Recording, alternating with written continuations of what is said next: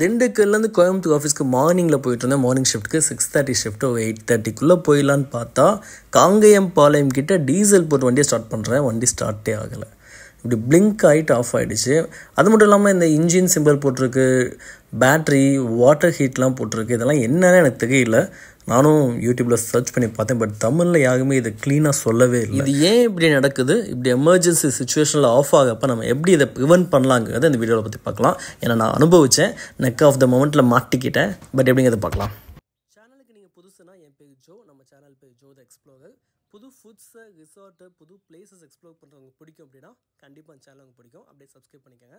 Week ஆஃப்ஸில், லீவ்ஸில், ஃப்ரெண்ட்ஸோட, ஃபேமிலியில் நான் போக இடங்களை பற்றின வீடியோஸ் தான் சேனலில் பார்க்கலாம். மார்னிங் ஷிஃப்ட்டுக்கு ஏர்லி மார்னிங் திண்டுக்கல்லேருந்து கிளம்பி கோயம்புத்தூர் போகிறது எனக்கு ரொம்பவே பிடிக்கும். ஏன்னா அந்த கிளைமேட்டும் அந்த டிரைவிங்கும் சூப்பராக இருக்கும். அந்த ரோடு அவ்வளோ நல்லா இருக்கும். பட் காங்கேயம் பக்கத்தில் நான் டீசல் போட்டேன். காங்கேயம் பாளையத்துக்கிட்ட பெட்ரோல் பங்கில் டீசல் போட்டு வண்டியை ஸ்டார்ட் பண்ணால் ஆஃப் ஆகிடுச்சு. ஸ்டார்ட்டே ஆகலை. என்ன பண்ணுறதுன்னு தெரியும். ஆல்ரெடி 8:30 ஆயிடுச்சு. நான் 6:30 ஷிஃப்ட்டு. ஆல்ரெடி ஆக்சுவலி 7:30 ஆயிடுச்சு. இது லேட்டாக எடுத்த வீடியோ. 1 hour வெயிட் பண்ணேன். ஆக்சுவலி 7:30 ஆஃப் ஆகிடுச்சு. ஸோ பட் ஹெல்ப் பண்ணாங்க. என்னென்னா அங்கே டீசல் பெட்ரோல் பங்க்கில் இருந்தவங்க காரை புஷ் பண்ணி ஓரமாக நிப்பாட்டிட்டு பக்கத்தில் ஒரு சர்வீஸ் சென்டர் இருக்குது, அங்கே நீங்கள் ஃபோன் பண்ணி சொல்லுங்கன்னு சொன்னாங்க. நானும் அங்கே கால் பண்ணி சொன்னேன். இந்த செந்து ஆட்டோ கேப் இந்த இந்தியன் ஆயில் பக்கத்தில் இருந்துச்சு. இவங்க தான் ரொம்ப ஹெல்ப் பண்ணாங்க. நான் ஃபோன் பண்ணதுமே அந்த பையன் 1 hour வகைன்னு சொல்லிட்டேன். நான் 7:30 கால் பண்ணேன் செந்து ஆட்டோக்கு. 7:30 ஏர்லி மார்னிங் கால் பண்ணேன். நான் 1 hour வகைன்னு சொல்லிட்டு எக்ஸாக்டாக 8:30 அந்த பையன் வந்துட்டான். அந்த 1 hour எனக்கு ரொம்பவே கஷ்டமாக போச்சு. ஏன்னா ஏன் ஆனாலும் எனக்கு தெரியவே இல்லை. பட் அது என்னென்னா பேட்ரி தான் ரீசன். ஸோ அந்த பையன் வந்தோடனே அவன் ஒரு பேட்ரி கொண்டு வந்தான். அந்த பேட்ரி கூட இதை கனெக்ட் பண்ணான். ஸோ அதாவது நம்ம பேட்ரி வந்து ஆன் ஆக மாட்டேங்குது.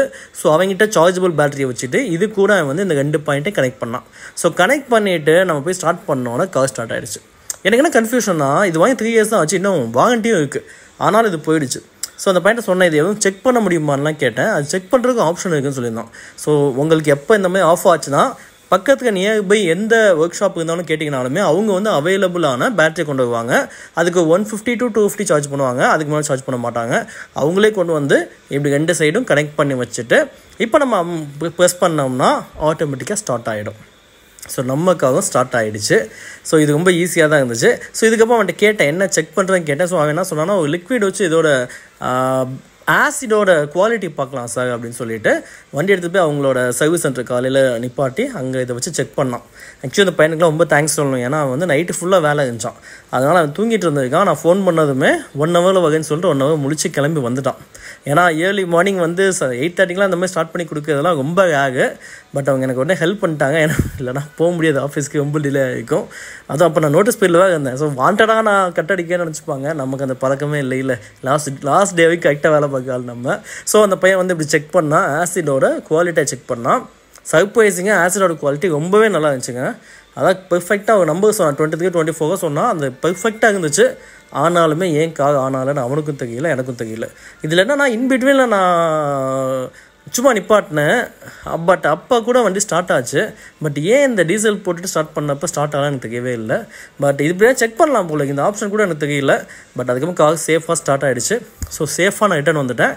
அதுக்கு அடுத்து நான் பேட்டரியை மாற்றிட்டேன். ஏன்னா அந்த பையன் செக் பண்ணிவிட்டு பேட்டரியில் இஷ்யூ இல்லைன்னு சொன்னான்ல. ஸோ நான் என்ன நினச்சேன்னா பேட்டரியில் இஷ்யூ இல்லைன்னு சொல்லிட்டு நான் அதை தூக்கி சுற்றிட்டு இருந்தேன். அகைன் இதே மாதிரி ஆஃப் ஆச்சு. ஸோ உங்களுக்கு இப்படி ஆப்ஷன் இருந்துச்சுன்னா, அதாவது இப்படி ஆஃப் ஆச்சு அப்படின்னா உடனே பேட்டரியை மாற்றிடுங்க. 3 yearsக்குள்ளேனா அவங்களே ரீப்ளேஸ் பண்ணிடுவாங்க. அப்படி இல்லைனா ஒரு % அமௌண்ட்டு எடுத்துகிட்டு நம்ம கம்மியான ரேட்டில் தராங்க. அதுவும் இந்த செந்து ஆட்டோ கேப் ரொம்ப தேங்க்ஸ். காங்கேயம் பாளையத்தில் இருக்க இதுவும் அந்த இந்தியன் ஆயில், இவங்க 2 பேர் தான் அந்த நெக் ஆஃப் அந்த லாஸ்ட் மினிட்ல ஏர்லி மார்னிங்லேயே எனக்கு ஹெல்ப் பண்ணாங்க. ஈவன் காரை புஷ் பண்ணி தள்ளி ஒரு முக நிப்பாட்டுறதா இருக்கட்டும், ஏர்லி மார்னிங்கே வந்து அந்த பையன் ஸ்டார்ட் பண்ணி கொடுத்ததா இருக்கட்டும், ரொம்பவே நான் மறக்க மாட்டேன். தேங்க்யூ.